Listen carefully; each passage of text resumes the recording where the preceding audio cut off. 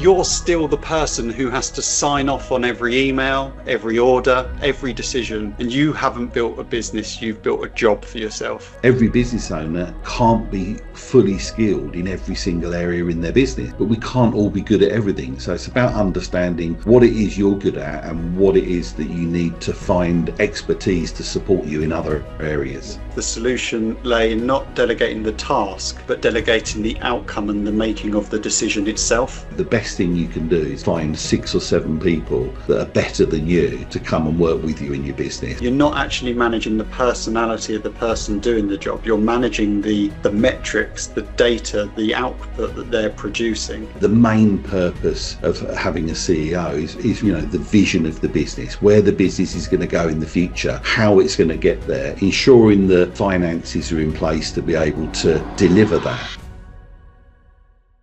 So welcome to Beyond the Business. For those that don't know me, I'm Chris Gault, the Strategic Business Coach at CH4B. This series dives into what really drives scale, the shifts founders must make in leadership, mindset, funding decisions, succession planning, and the ecosystems that support lasting growth. If you're ready to move beyond firefighting and build a business that truly built to scale, then you are in the right place today.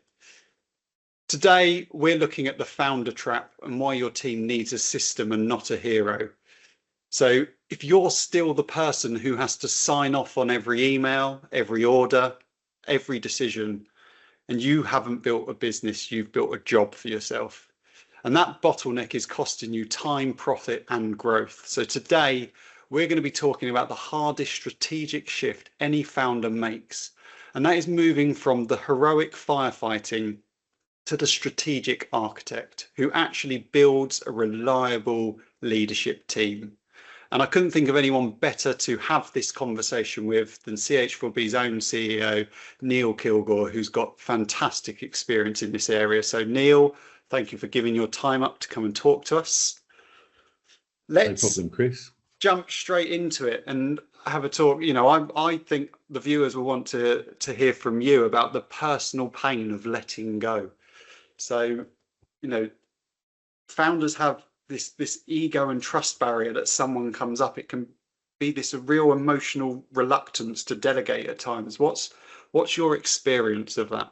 Well, I think when you first start out, most business owners, including myself, we all do everything ourselves, and we want to keep control of every single thing in the business.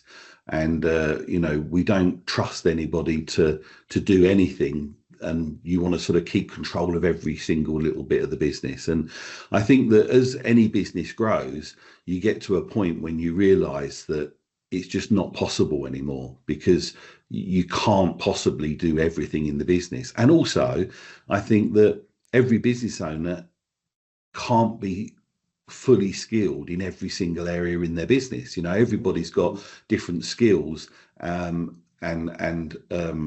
different assets in their business that they're good at, but we can't all be good at everything. So it's about understanding what it is you're good at and what it is that you need to find expertise to support you in other areas.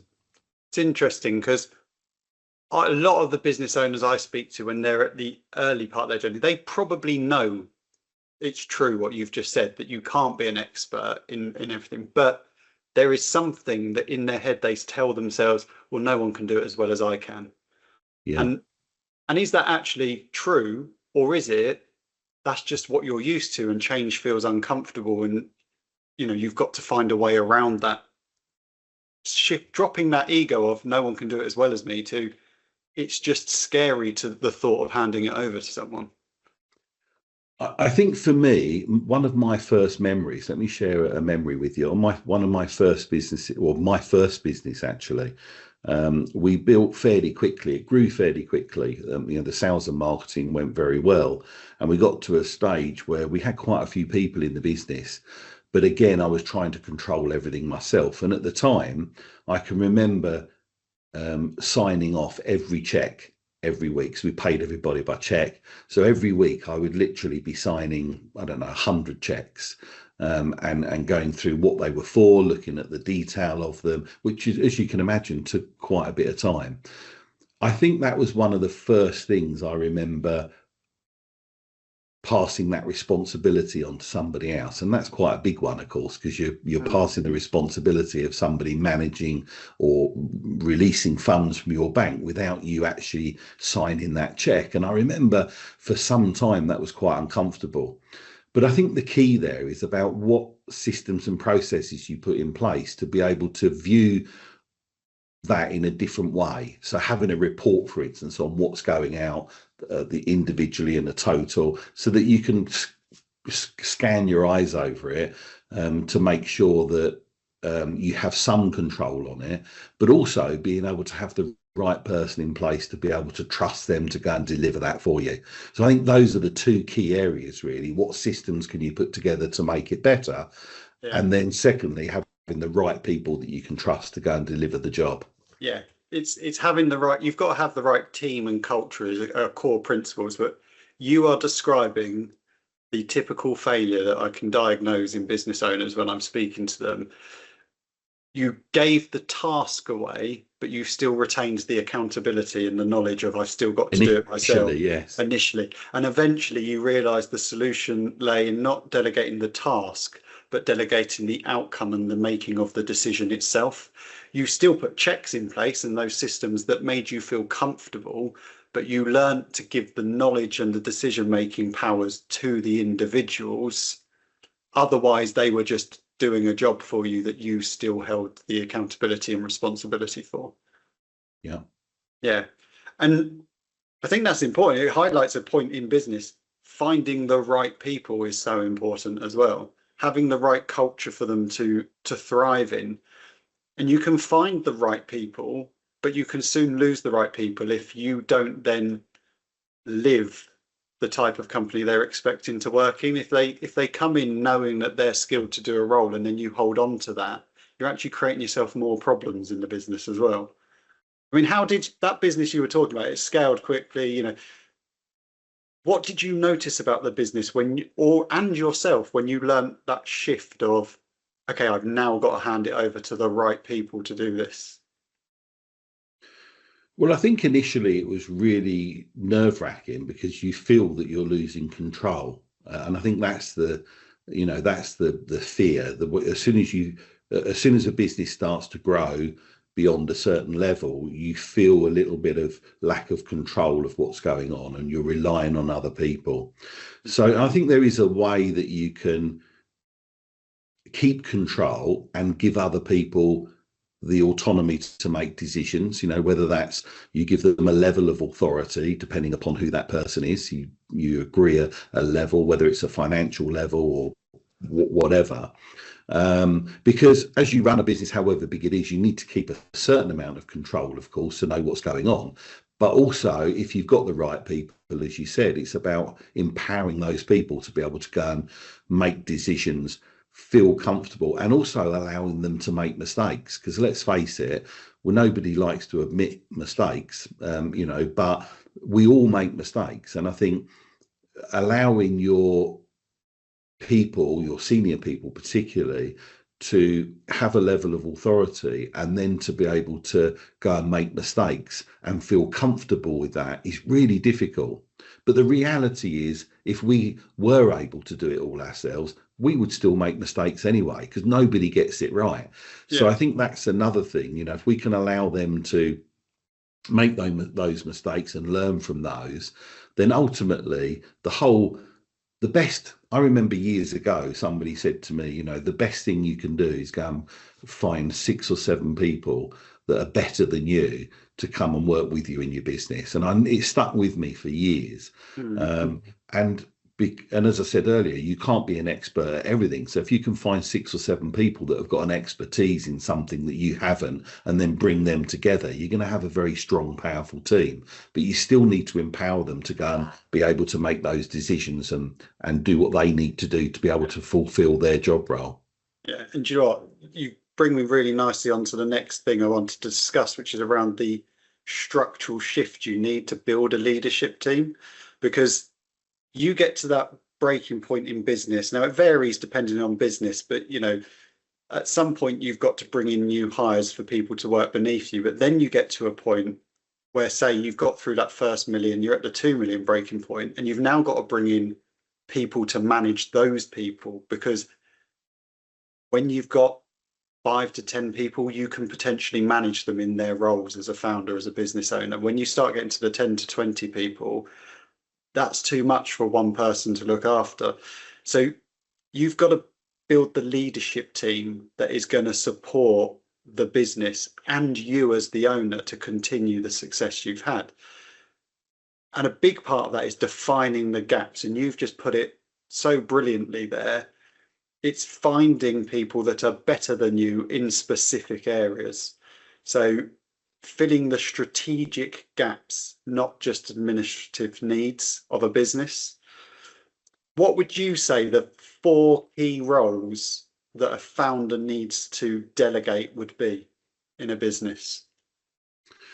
Well, first of all, perhaps before I cover that one, I agree with what you say, that I think any person managing other people directly, managing more than 5 or 6 people is too much. You know, to manage 5 or 6 people effectively and properly, you can do, you can achieve that fairly comfortably. But once you start trying to manage more than 6 people, I think it becomes difficult. So as you say, then I think you need a different structure where other people are working for some of those people. I know that depends on the industry and what those roles are.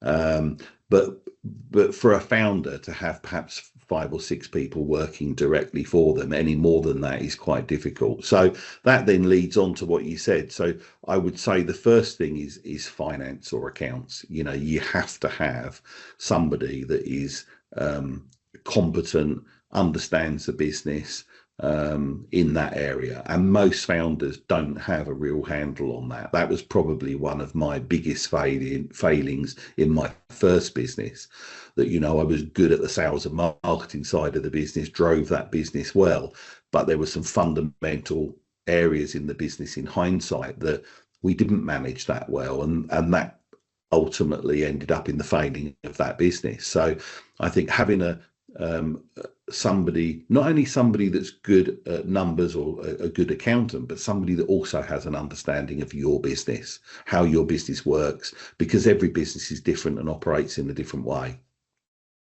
Secondly, you need somebody that is good at sales and marketing. I mean, if you haven't got the right sales and marketing in place and business coming in, then obviously it doesn't matter how good a product you've got or good a business you've got, the business isn't going to last very long. So having somebody there to drive sales and marketing.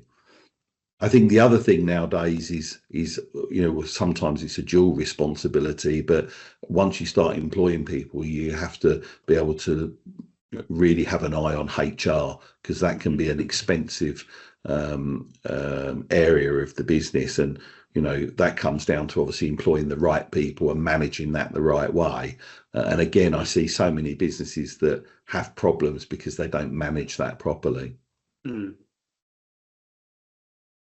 I think there are 3 good key points you've mentioned there. Obviously, finance, you've got sales and marketing, and HR. And I think all 3 of those things play a crucial role to a successful business. You cannot, and this is a generalization, I'm sure there are examples out there that will prove me wrong, but as a general rule, you cannot grow a successful business purely on your own without having the right people. So as soon as you bring in the right people, you need some sort of HR knowledge to look after and nurture them and the culture.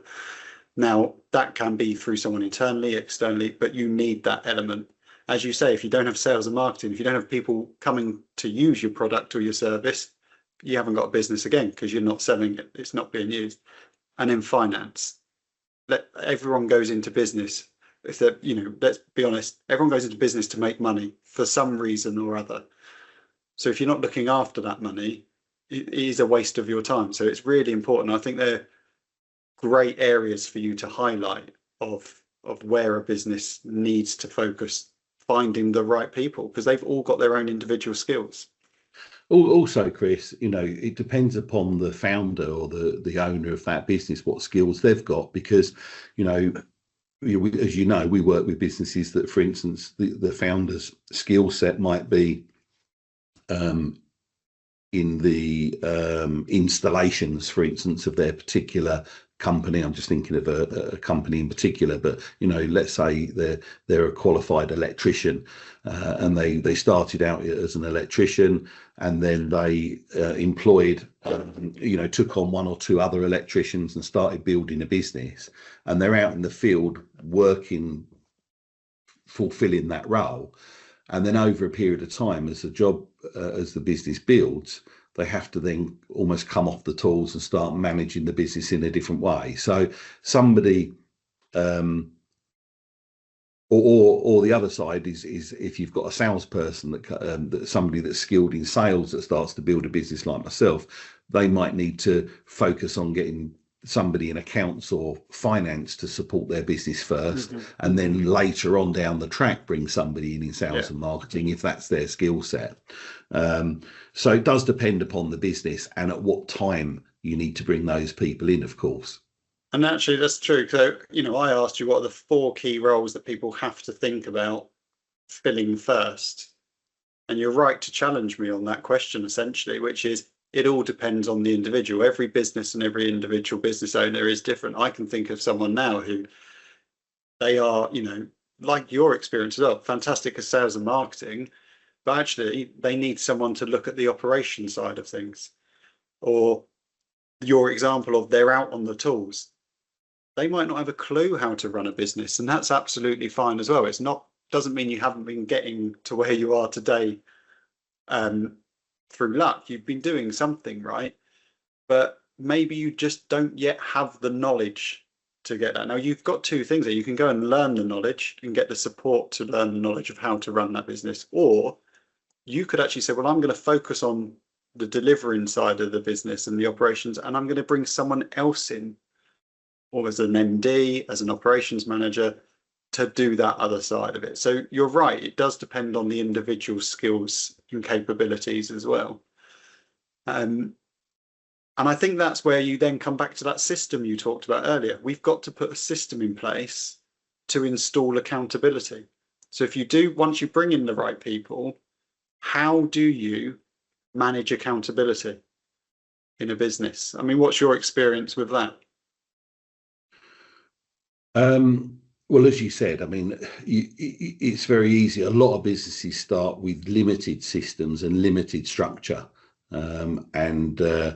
so having a plan and understanding exactly, we can all sit there and write a list of 100 things that you need to do in a business. There's always lots of things to do, but I think it's understanding what are the important things that need doing. What are the things that need doing that's going to make the difference, that's going to move the needle, that's going to move that business forward.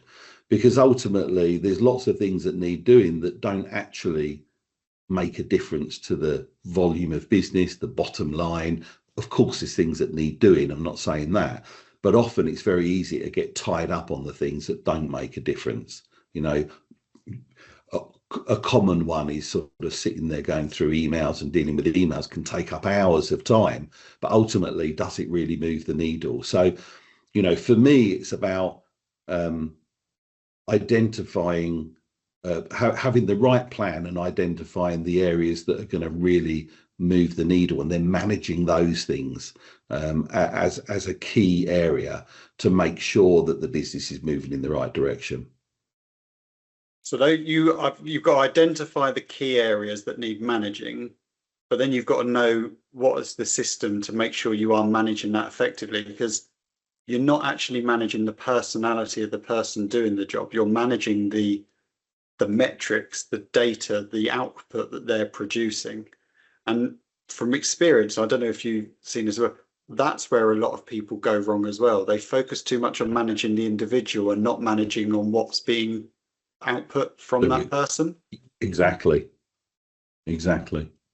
So with this sort of, we've talked here about the pains that a founder can experience of, they've got to learn to let go. They can't do it all themselves. They've got to make sure they've got the systems in place that makes them feel comfortable to let someone else do it, but also that the person doing it knows what's expected of them and can produce the role and the output with autonomy. But why is that? What is actually all behind that? Why is that so important? Why can't a founder continue to do it themselves? Because the idea of this is, I still speak to founders who, despite having conversations and starting to put systems in place, they fall back into the old habits of, but I still need to be there as the founder. I still need to do it myself, or I need to be seen as the one in control of everything. So what is that key solution, or that key point that really helps them get over that mark and continue the growth with successful systems? I think that's a really good question, and I think that the answer is probably different for different people and different founders. But for me, I suppose one of the biggest lessons for me was when I was ill some years ago. 8 years ago, I fell ill and I wasn't able to work. And fortunately, I was in quite a good position that I had a good team of people that carried on delivering even though I wasn't there. And I think for me, that was a time that answered some of those questions for me, because I was able to be out of work, although it wasn't chosen, but the business still carried on and people carried on doing their jobs and their roles. So it was a little bit of a forced situation for me, not a decision that I made at that time, 10 years ago. But I think having obviously, once you build confidence in somebody and they're able to, and you're confident that they can do it. I suppose the same thing if somebody goes on holiday. If you go on holiday as an owner of a business, are you going to need to be on the phone every 2 minutes talking to people at work when you're trying to switch off and be with your family? There's a lot of business owners that do that. Can you switch off completely for a week? And okay, you might want to catch up with a few emails every 2 or 3 days, but for an hour. But then can you switch off for a week, 2 weeks, and leave your business to run? That's a good test, in fact, without worrying about what's going on. So in a business where you're able to switch off, in your circumstance, it was forced upon you that 8-10 years ago, but you're able to be removed from the business and things can still continue. What is your role as a CEO at that point? When you then step back and you look at the business and you go, well, hang on, I'm not needed anymore because they're still doing it. My belief is, as a CEO, you are still needed. What is your role now? What do you need to reframe your thinking about your position in the company? Again, it depends on the size of the business, whether somebody's a CEO or a managing director of that business. If they're a managing director and they're managing various people or roles within that job, or a CEO, obviously one step further back from that. But as a CEO, the main purpose of having a CEO is really for vision, the vision of the business, where the business is going to go in the future, how it's going to get there, ensuring that the finances are in place to be able to deliver that. That's really the key role of a CEO, whereas a managing director is more managing the day-to-day running of the business and overseeing each of those departments. So as a business, and I think this is a key takeaway I want anyone watching this to take, to get from this conversation. If you are a founder of a business and you are starting to transition into that CEO type role, do not see yourself as no longer required. If anything, you're still required and more required than you were before, because you may not be doing the work, but without your clarity, your vision, your control of making sure that the finances are there to keep the business going, people can't do their job.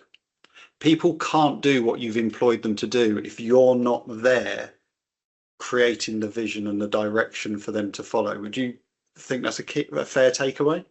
Without a doubt. And I think, you don't need to be frightened of that role, because ultimately, as you're able to still go and have a deep dive into a particular area of the business for a period to have a look and see what's happening, or to understand a particular side of the business.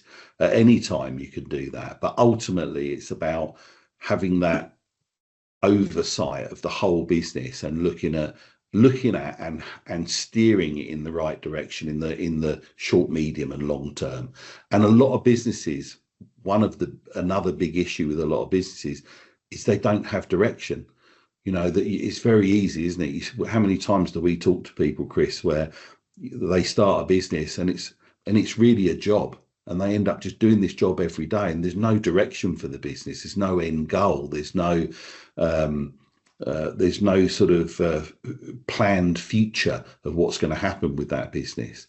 And then once you actually take a step back from that and you start actually thinking about that, what could be and where it could be, rather than the day-to-day jobs or overwhelm that a business owner gets involved with, I think it makes it so much more enjoyable for most. And everybody's got different outcomes they want to achieve, of course. You know, some people might want to build a multi-billion pound organization, and for others it might be they want to build a business that, you know, gives them a good standard of living. It doesn't matter what that is, but understanding what they want and then working a plan out of how they're going to get there.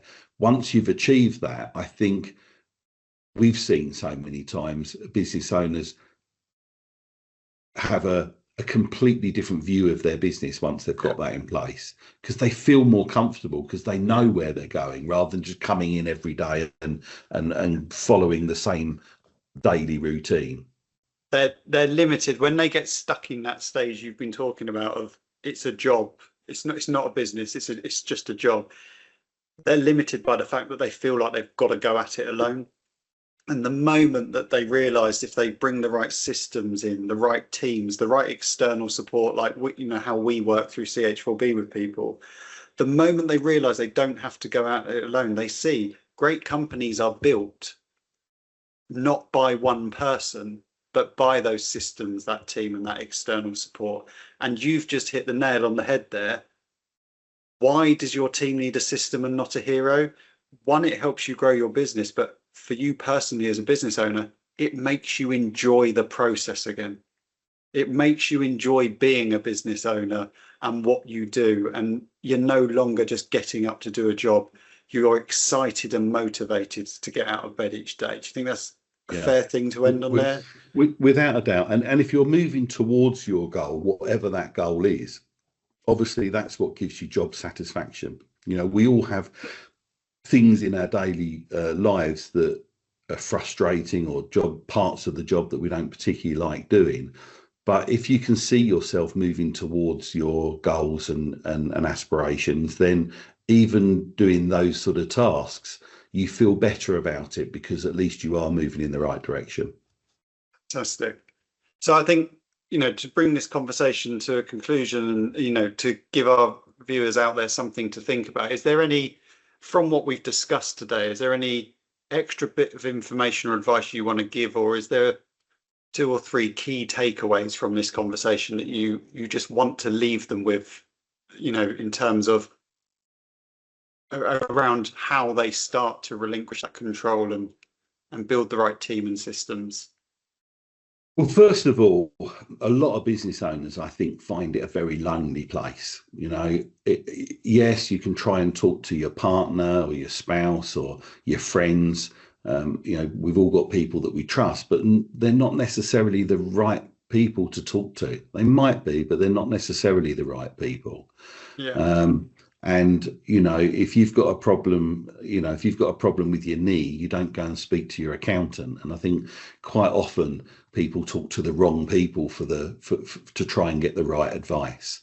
So having somebody that you can talk to that has an understanding, business owners are a unique animal. We business owners understand business owners. And I think that having somebody that you can talk to about whatever difficulties, challenges, I think is absolutely fundamental. I wish I'd have done that when I first started out. And then depending upon who that person is, utilizing that to help you to create a plan on how to move forward. And doing that regularly and building, one little bit every day. It's a bit like going to the gym, isn't it, Chris? If you want to be fit, you can't expect to be fit at the end of the week. It's doing little tiny things every day and every week that you can look back on in 3 months and 6 months, and then you can see how far you've gone. But without having a plan to achieve that, you're never going to get there.